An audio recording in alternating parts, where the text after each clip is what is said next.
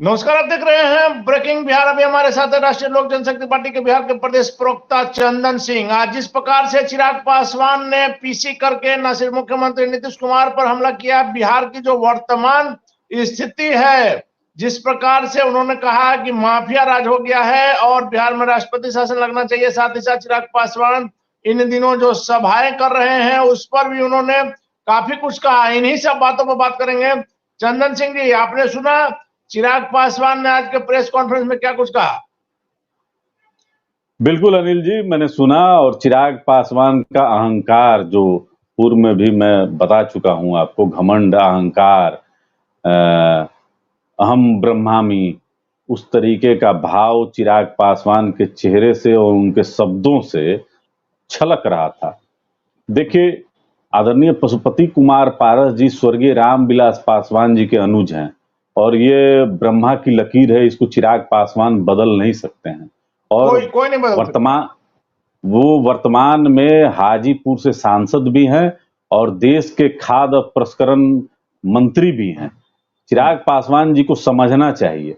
लेकिन चूंकि जब से हमारे नेता आदरणीय पशुपति कुमार पारस जी ने ये घोषणा किया है कि 28 नवंबर को पार्टी की स्थापना दिवस हाजीपुर में मनाई जाएगी, तब से चिराग पासवान व्याकुल भारत हुए हैं। अब उनको परेशानी हो रही है। वो अब बता रहे हैं कि देखिए, हम तो महीने में 5-6 सभा करते हैं। अरे कैसे आप सभा करते हैं, कैसे आप बापू सभागार भरते हैं? अब ये हम लोग से तो छिपा हुआ नहीं ना है, क्योंकि कोर कमेटी में रहे हैं तो जानते हैं कि कहाँ से भीड़ लाना है। और आपके साथ जितने धन पशु हैं, जितने फंडर हैं, किस तरीके से गाड़ी को भाड़े पर करके और भाड़े की भीड़ को आप तक पहुंचाया जाता है, उस सभा तक पहुंचाया जाता है।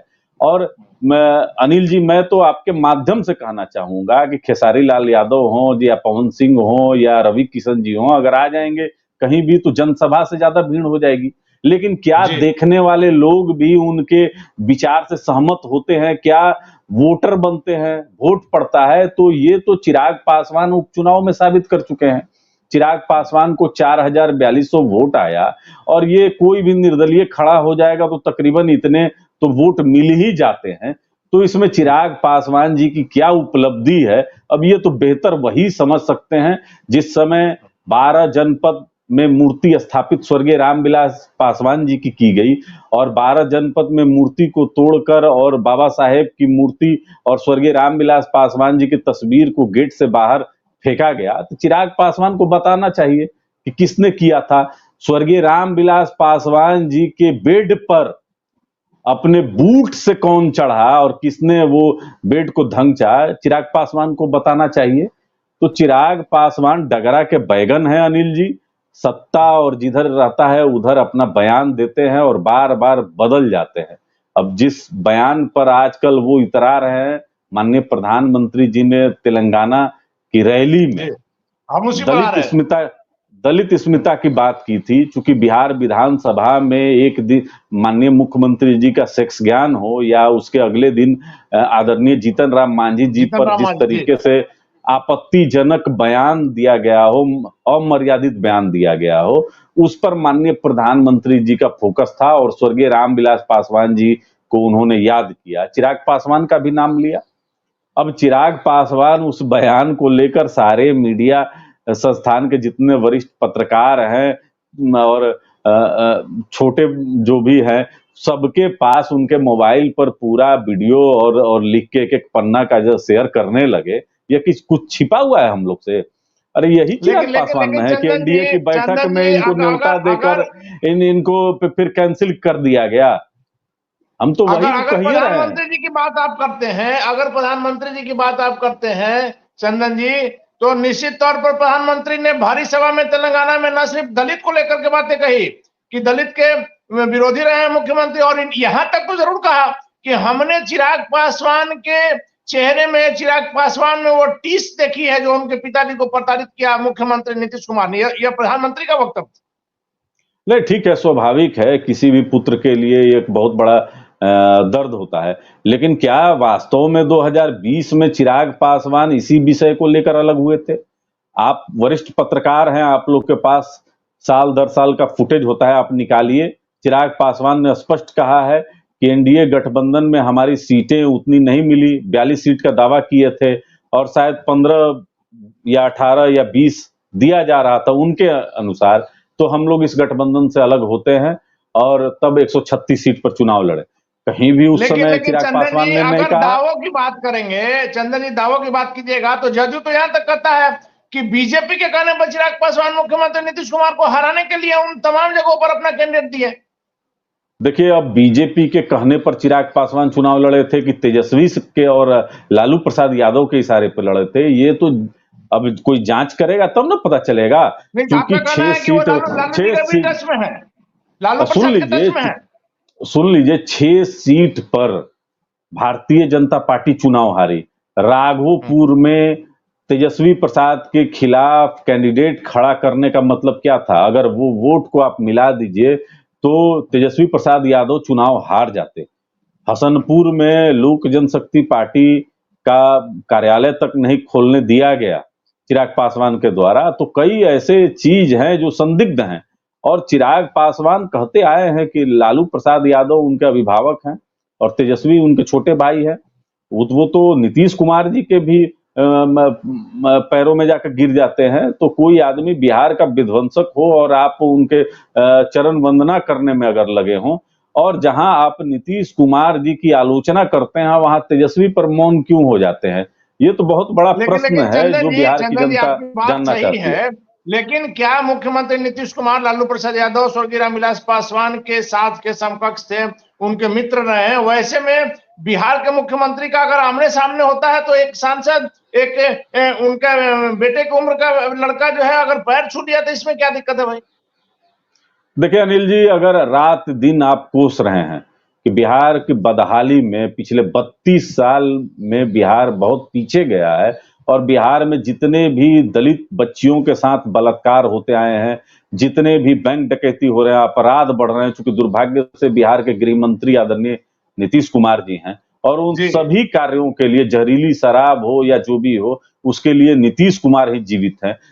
नीतीश कुमार ही उसके उत्तरदायी हैं। कल भी 2 दिन पहले भी जमुई में एक दरोगा पर एक अवैध बालू खनन के लिए वाले ने ट्रैक्टर चढ़ा दिया, उसके लिए भी नीतीश कुमार जिम्मेवार हैं। तब जब हरेक कार्य के लिए नीतीश कुमार जिम्मेवार हैं, तो आप कैसे उनका चरण स्पर्श कर सकते हैं? मैं ये जानना चाहता हूं चिराग जी से। तो क्या तो हमारा परवरिश इस तरीके का हुआ है? तो आप अपने संस्कारों की दुहाई देते हैं और वही चाचा पर बराबर आप कहीं ना कहीं दुर्भावनापूर्ण बयान देते हैं।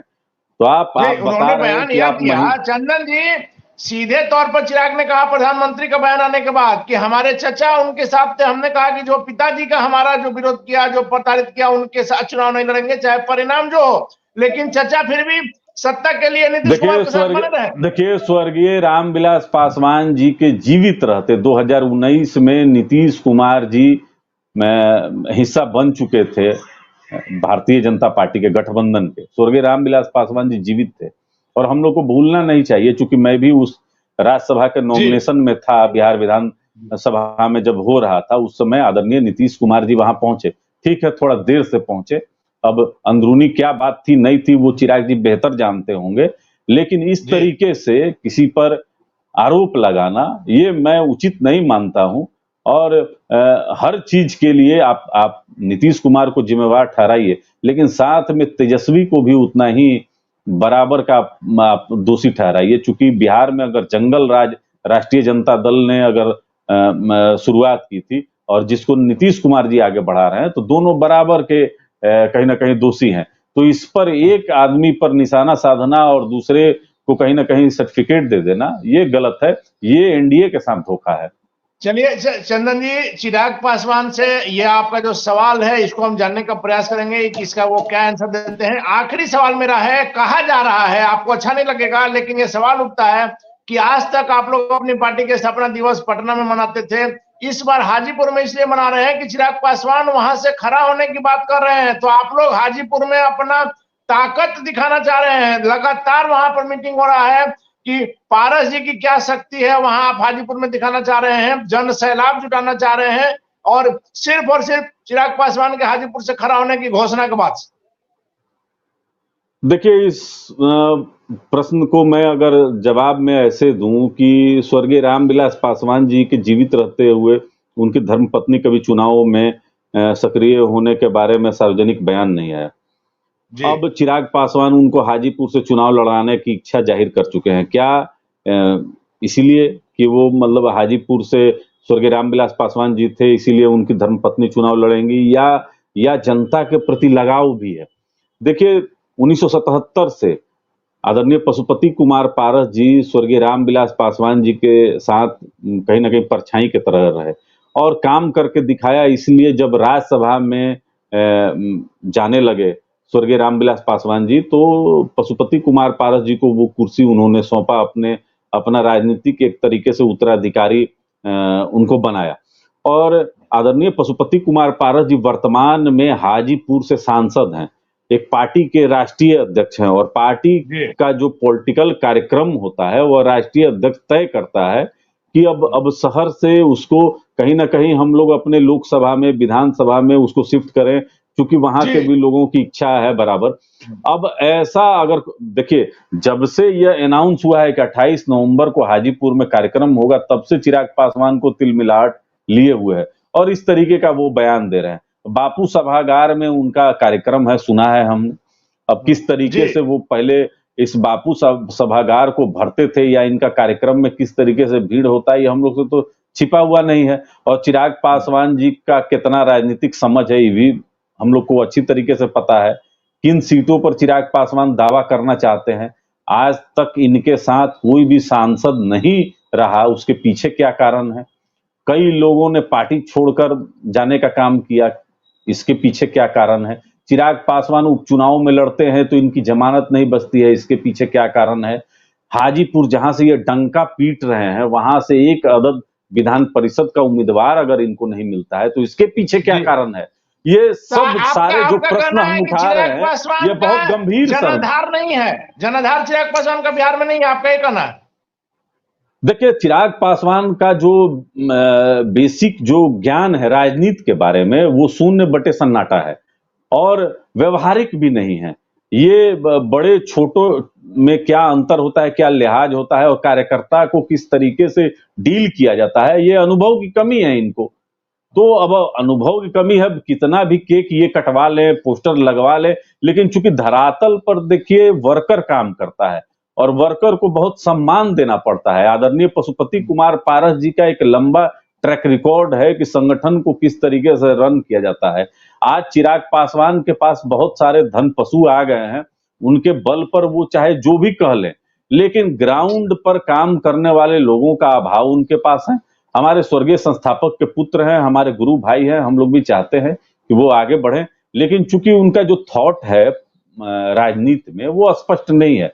चूंकि अगर स्पष्ट रहता तो वो तेजस्वी प्रसाद यादव पर एकदम डायरेक्ट निशाना साधते, तो वो सरनम कर देते हैं आरजेडी। पता नहीं आरजेडी से उनको इतना क्यों डर लगता है कि हो सकता है कि आरजेडी का विरोध करेंगे तो जमुई में दोबारा चुनाव जीतना भी मुश्किल हो जाएगा। और जिस जमुई में स्वर्गीय रामविलास पासवान जी उंगली पकड़कर ले जाकर जनता के सामने इनका परिचय कराया कि अब आपका जो है कोई भी काम है, आवाज है, ये संसद में आपके आवाज बनेंगे, आज वहां की जनता बहुत मायूस है। 10 साल जमुई की जनता का विकास का इन्होंने अवरुद्ध करके रखा, तो बड़ा आश्चर्यजनक बात है। और जहां राष्ट्रीय लोक जनशक्ति पार्टी के बिहार के प्रदेश प्रवक्ता चंदन सिंह हमारे साथ थे। सबसे बड़ा आरोप, चिराग पासवान के साथ कई वर्षों तक काम किए हैं, लोजपा जब एक थी तब चंदन सिंह थे, चिराग पासवान के साथ भी कुछ काम किए हैं, लेकिन सबसे बड़ा चिराग पासवान पर तीखा हमला। चिराग पासवान का राजनीतिक ज्ञान 0/सन्नाटा है। वैसे में चिराग पासवान क्या जवाब देते हैं, उनकी पार्टी के लोग क्या कहते हैं अभी जानेंगे। लेकिन एक और बड़ा आरोप है कि मुख्यमंत्री नीतीश कुमार की दिन भर शिकायत करते हैं, दिन भर उनके विरोध की बातें करते हैं और नजर आने पर उनका चरण स्पर्श करते हैं। और चिराग पासवान लालू प्रसाद यादव आरजेडी पर बोलने से क्यों बचते हैं, इन तमाम सवालों का जवाब जानने का प्रयास करेंगे। फिलहाल बने रहे ब्रेकिंग विभाग से। धन्यवाद चंदन जी। धन्यवाद।